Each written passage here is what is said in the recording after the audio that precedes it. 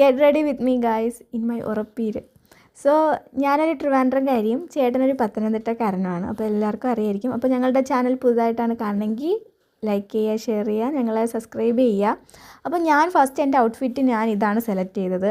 പക്ഷേ അവർ കൊണ്ടുവരുന്ന ഔട്ട്ഫിറ്റും ഇതേ കളറായതുകൊണ്ട് ഞാൻ അങ്ങ് ലാസ്റ്റ് നിമിഷത്തിലെല്ലാം മാറ്റി.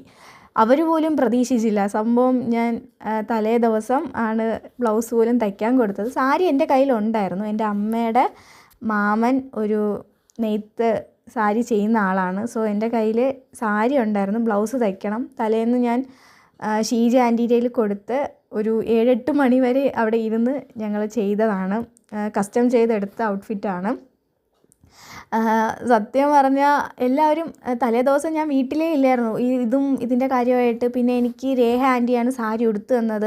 കാരണം ആൻറ്റി ആയിരുന്നു എനിക്ക് പെണ്ണ് കാണലിന് സാരി ഉടുത്ത് തന്നത്. പക്ഷേ എനിക്കത് ഒരുപാട് ഇഷ്ടമായിട്ട് ഞാൻ ആൻറ്റിയോട് തന്നെ പറഞ്ഞു തലേ ദിവസം, ആൻറ്റി തന്നെ എനിക്ക് സാരി ഉടുത്ത് തരണമെന്ന് പറഞ്ഞ് വിളിച്ചു പറഞ്ഞു. അങ്ങനെ രാത്രി കൊണ്ടുപോയി സാരി കൊടുത്തു. ആൻറ്റി എനിക്ക് പ്ലീറ്റും മറ്റു കാര്യങ്ങളൊക്കെ സെറ്റ് ചെയ്ത് തന്നു. രാവിലെ പോയി സാരി ഉടുത്ത് തന്നു. എനിക്ക് ഒരുപാട് ഇഷ്ടമായി സാരി ഉടുത്ത് തന്നത്. പിന്നെ മേക്കപ്പൊക്കെ ചെയ്തത് അമ്പൂരി ഫെയറിലുള്ള ചിന്നു ചേച്ചിയാണ്. എനിക്ക് ഒരുപാട് ഇഷ്ടമായി കേട്ടോ. മേക്കപ്പൊക്കെ ലോങ് ലാസ്റ്റിംഗ് ആയിരുന്നു. ഭയങ്കര സിമ്പിൾ ലുക്കാണ്. എനിക്ക് വേണ്ടത് എൻ്റെ ഫേസ് എപ്പോഴും എൻ്റേതായിരിക്കണം, അല്ലാണ്ട് ഒരുപാട് മാറ്റങ്ങളൊന്നും കൊണ്ടുവരണ്ട, സിമ്പിളായിരിക്കണം. സോ ചേച്ചി എല്ലാം ചെയ്തു തന്നു. പിന്നെ ഹെയർ ആയാലും അടിപൊളിയായിരുന്നു. പിന്നെ ഇനി ഞങ്ങളുടെ ചടങ്ങിൽ ഒരുപാട് ഡിഫറൻസ് ഉണ്ടായിരുന്നു.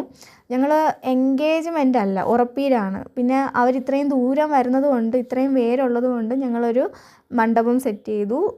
പിന്നെ അവിടെയായിരുന്നു എന്ന് വെച്ചാൽ ചേട്ടൻ്റെ അമ്മ എനിക്ക് വളയിട്ട് ഉറപ്പിക്കുന്ന ചടങ്ങാണ്. അപ്പം എവിടെയൊക്കെ ഈ ചടങ്ങുണ്ടെന്ന് എനിക്കറിയത്തില്ല. അപ്പോൾ കമൻറ്റ് ചെയ്ത് പറയുക. അപ്പോൾ ഇതായിരുന്നു ചടങ്ങ്. പിന്നെ ജാതകം കൈമാറ്റം ഉണ്ടായിരുന്നു.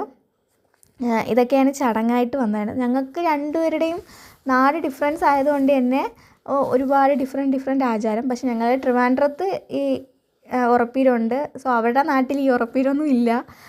പിന്നെ എൻ്റെ സെക്കൻഡ് ഔട്ട്ഫിറ്റ് ഞാൻ ചേട്ടൻ കൊണ്ടുവന്നത് അടുത്ത വീഡിയോയിലിടാം.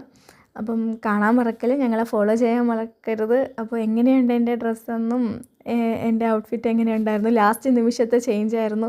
അവർ പോലും പ്രതീക്ഷിച്ചില്ല ഞങ്ങളുടെ ഈ ഔട്ട്ഫിറ്റ് ഇത്ര പെട്ടെന്ന്. അമ്മയായാലും ചേട്ടനായാലും ഞെട്ടിപ്പോയി.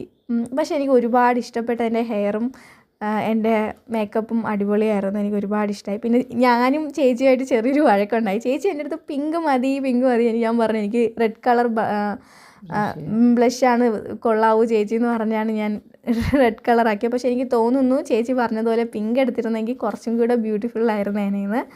പക്ഷേ എന്തായാലും എനിക്ക് ഒരുപാട് ഇഷ്ടപ്പെട്ടു. ചിന്നി ചേച്ചി അടിപൊളിയായിട്ട് എനിക്ക് ചെയ്തു തന്നു. അപ്പോൾ ഫെയർ അമ്പൂരിയാണ്. അപ്പോൾ ഇത്രയേ ഉള്ളൂ ഗൈസ്. Bye bye.